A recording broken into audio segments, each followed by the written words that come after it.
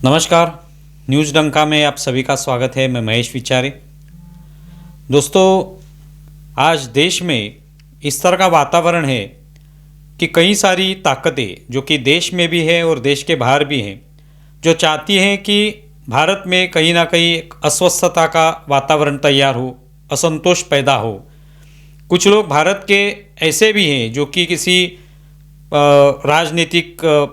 Party से जुड़े हुए हो सकते हैं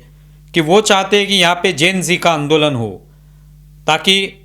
नेपाल या बांग्लादेश जैसी स्थिति भारत में पैदा हो सके, भारत की जो सरकार है वो गिर जाए और वहाँ पे दूसरी कोई सरकार आ जाए जो कि उनकी पसंद की हो। तो इस तरह की बातें होती रहती है और ये केवल देश के ही लोग इस तरह की बातें करते हैं ऐसे नहीं, तो बाहर के भी कुछ ताकतें हैं जो यही चाहती हैं कि भारत के जो आसपास वाले देश हैं वहाँ पे इस तरह का वातावरण हो ताकि भारत पर दबाव बना रहे, भारत में भी उस तरह के जो यहाँ की जो नई पीढ़ी है उसमें भी इस तरह की भावना पैदा हो और यहाँ पे एक अस्वस्थता का वातावरण तैयार हो जाए, तो भारत की जो भी प्रगति है उसमें बाधा आ सकती है। रोड़े डालने का काम कुछ लोग कर रहे हैं, लेकिन ऐसी स्थिति में हम सभी को हमारी जो संस्कृति है, हमारा जो इतिहास है, उसको ध्यान में रखते हुए भारत किस तरह से एक रहेगा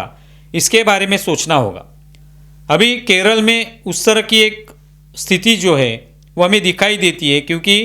केरला ये नाम जो है हम बहुत सालों से देख रहे हैं कि उसको केरला कहा जाता है, लेकिन अभी वहाँ की जो सरकार है एलडीएफ की, जिसके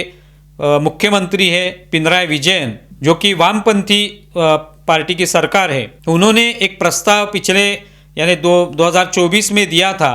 कि ये जो केरला नाम है ये बदलकर वो केरलम कर देना चाहिए, जो कि मलयालम भाषा जो वहाँ पे इस्तेमाल होती है उसमें उसे केरलम कहा जाता है। तो ये उस राज्य का नाम अभी केरला ना रखते हुए वो केरलम होना चाहिए, इस तरह का प्रस्ताव उस सरकार ने रखा जो कि वामपंथी सरकार है। और उसके बाद अभी ये जो प्रस्ताव है इसको समर्थन किसने दिया है, तो भारतीय जनता पार्टी ने समर्थन दिया है। भारतीय जनता पार्टी का कोई विधायक वहाँ की विधानसभा में है नहीं, कोई चुन के नहीं आए, लेकिन वहाँ पे भारतीय जनता पार्टी एक प्रमुख विपक्ष के तौर पे काम करती है। तो अभी वहाँ के जो प्रदेश प्रमुख है राजीव चंद्रशेखर, उन्होंने प्रधानमंत्री नरेंद्र मोदी को खत लिखा और कहा कि हम इस प्रस्ताव का समर्थन करते हैं, क्योंकि केरलम ये नाम अगर रखा जाए तो इसके वजह से केरला की जो संस्कृति है, उसका जो इतिहास है, बहुत बड़ा इतिहास उसको है, बहुत बड़ी जो संस्कृति है, उसकी धरोहर जो है वो बहुत बड़ी है। तो ऐसे राज्य को अगर केरलन नाम दिया जाता है तो निश्चित तौर पे वहाँ की सभी लोग जो है, जनता जो है, चाहे वो अलग अलग भाषाओं के लोग हो सकते हैं, अलग अलग जाति के लोग हो सकते हैं, लेकिन वो एक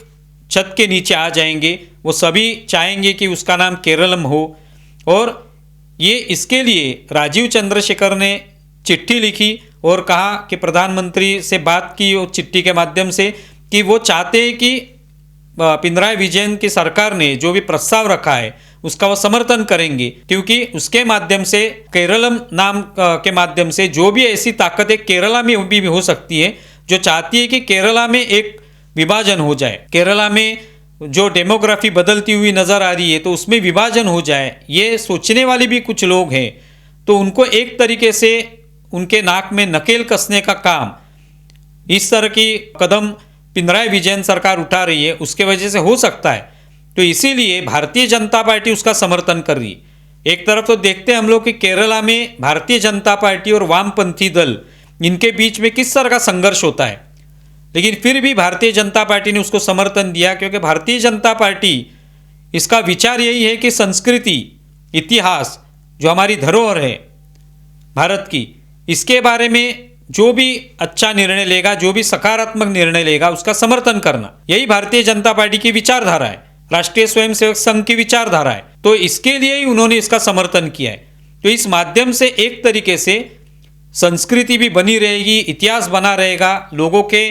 दिल में भी ये भावना रहेगी कि हम ऐसे राज्य में आते हैं जिसका नाम केरलम है और इसकी संस्कृति बहुत बड़ी है, इसका इतिहास बहुत बड़ा है। तो इसके लिए ये नाम रखना बहुत आवश्यक बना हुआ है। और ये पहली बार ऐसा दिखाई दिया कि भारतीय जनता पार्टी ने कहीं पे जाके वामपंथी दलों का समर्थन किया, क्योंकि जब से नरेंद्र मोदी की सरकार 2014 से आई है तब से हम लोगों ने देखा है कि देश में वामपंथी दलों ने किस तरह का विरोध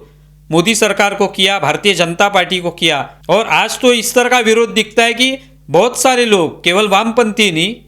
कांग्रेस भी हो और भी अलग अलग विपक्षी पार्टियां हो, सभी भारत के खिलाफ भी बोलती हुई नजर आती हैं, सनातन धर्म के खिलाफ बोलती हुई नजर आती हैं। तमिलनाडु में हो, कर्नाटक में जो सरकारें हैं, जो कि भारतीय जनता पार्टी की सरकारें नहीं, लेकिन वहाँ के लोग जो है, सत्ताधारी जो लोग हैं, वो सनातन धर्म को गाली देते हुए नजर आते हैं। ऐसे समय में केरला में ये जो हो रहा है उसका नाम केरलम करने की कोशिश हो रही है, वो अच्छी बात है और इसको समर्थन मिल रहा है। इसका मतलब है कि अगर संस्कृति के बारे में, अपने धर्म के बारे में, अपने इतिहास के बारे में अगर कुछ अच्छा कदम उठाया जा रहा होगा तो सभी लोगों ने उसका समर्थन करना चाहिए। वहाँ पे उसका विरोध करना, वहाँ पे कहीं ना कहीं जाके विभाजन का विचार करना, ये निश्चित तौर पे एक तरीके से भारत में विभाजनवादी ताकतें जो होती है उनको एक तरह से प्रोत्साहन इससे मिलता है, उसको रोकना होगा। अगर वो प्रोत्साहन मिलता है तो भारत के बाहर की ताकतें जो हैं वो भी इस तरह का कोशिश जो है भारत में कर सकती है कि भारत में कहीं ना कहीं एक असंतोष फैला जाए, अराजकता का वातावरण तैयार हो। इस तरह की कोशिश करने में उनको एक सफलता हासिल हो सकती है। तो इसलिए केरल का ये जो निर्णय है इसका निश्चित तौर पे समर्थन करना चाहिए, उसकी सराहना करनी चाहिए। आप इसके बारे में क्या सोचते हैं ज़रूर बताएं। हमारा ये वीडियो ज़्यादा से ज़्यादा शेयर करें और हमारे YouTube चैनल सब्सक्राइब करें। धन्यवाद।